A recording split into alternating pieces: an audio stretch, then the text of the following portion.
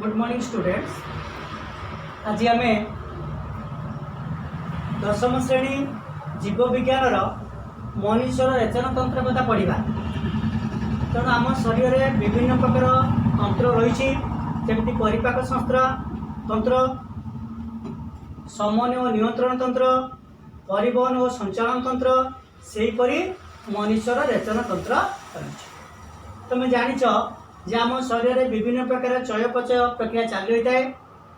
तेणु ता द्वारा विभिन्न प्रकार वर्ज्यवस्तु यूरिया जेपरि गोटे वर्ज्यवस्तु से गुड़ाक बाहरी थाए एवं जो तंत्र द्वारा से वर्ज्यवस्तु गुड़िक आम शरीर निष्कासन होता है ताको रेचन तंत्र कहते। तेणु ये है गोटे मनुष्य रेचन तंत्र। एथिरे वृक्ककीय शिरा, वृक्ककीय धमनी, वृक्क, मूत्र सारणी, मूत्राशय एवं मूत्र मार्ग को नहीं गठित। तेणु प्रथम रक्त आसे वृक्क को एवं वृक्क छाणी हुए।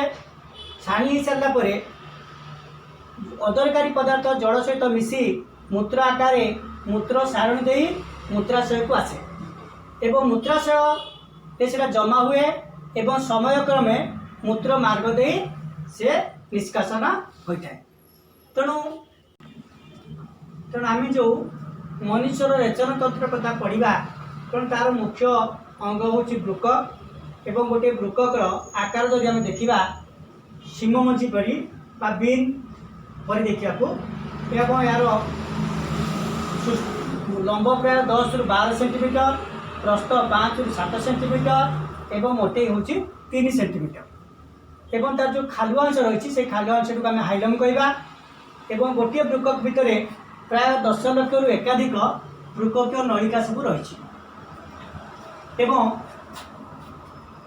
गोटे वृक्ककीय नलिका कथा आम जब देखा तार गोटे सेप कप बा गिना सदृश्यर गोटे पार्श्व एवं यहाँ विलियम बाउमैन प्रथम आविष्कार कर ना अनुजाई या ना हूँ बाउमैन्स कैप्सूल।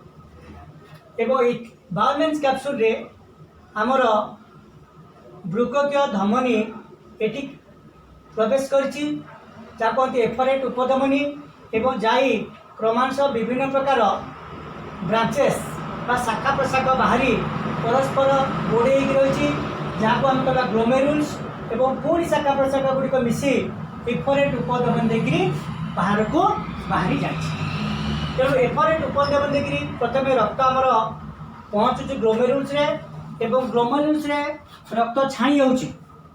रक्त छाणी होला परे से रक्तटा कौन छाणी सारा परे से कौन होउची इफरेंट उपधमनी देई पुणी बाहरी जाउची एवं जो रक्त छाणी होला से भितर आमर विभिन्न प्रकार प्रोटीन भाया केते गुटे जटिल रही जाए एवं तल को तुम छाणी विभिन्न प्रकार उपादान सब चली आसे जमती तुम ग्लूकोज, एमिनो एसिड, क्रिएटिनिन एवं केते गुड़िया लवण इत्यादि। तेणु आमर रक्त छणा कार्य ग्लोमेरुल्स रे होता है। ये ग्लोमेरुल्स बाउमैन कैप्सूल सहित लाखिक रही है जोटा को आम कहूँ माल्पिजियन नलिका एवं परिशुद्ध होता पदार्थ मान भितर तुम ग्लूकोज एवं एमिनो एसिड शरीर पर निहाती दरकार। तेणु ये मूत्रसाणी की घरी रही कैशिक नड़ी द्वारा से गुड़िक पुनर्बार शोषित हो शरीर भीतर को फेरी जाए एवं अन्य पदार्थ गुड़िक तुम गिबणी बस्ती जमा हुए एवं गिबणी बस्ती कालक्रमे मूत्र सारणी दे सीटा बाहर को निष्कासन हुए। जदि आम मूत्र रे ग्लूकोज किंबा एमिनो एसिड आसबार संभावना अच्छी ताले सेटा रोगर सूचना दिए एवं मूत्र रे तमर यूरोक्रोम थिबा जगु ता रंग ईषत हलदिया देखा जाए। तेणु मोटामोटी जब आम कहवा ताले वृक्क 4टा कार्य करुच्ची। गोटे हूँ परिश्रवण, गोटे हूँ पुनः शोषण, आ गोटे हूँ क्षरण, आ गोटे हूँ बहिष्करण। तेणु 4टा कार्य द्वारा से शरीर अंत परिवेश को निरापद रखी अच्छी। क्षरण कौन करुच्ची ना एरिथ्रोपोपिन बॉडी गोटे हार्मोन से क्षरण करता है जोटा कि लोहित रक्त कणिका तैयारी कर साहय। एपरी भाव में मनुष्य रेचन तंत्र टी कार्य करता है।